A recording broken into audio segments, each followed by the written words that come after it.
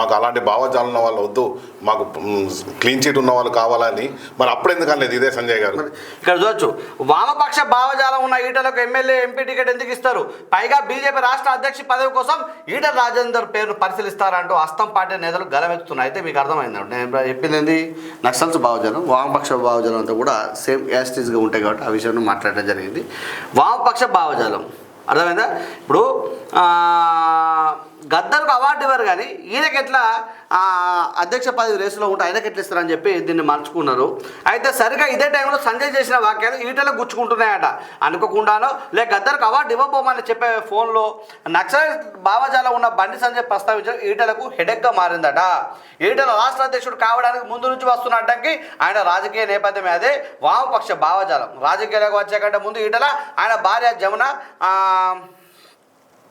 ఇక్కడ ఏదో పోయిందిరా పనిచేశారని చెప్తుంటారు.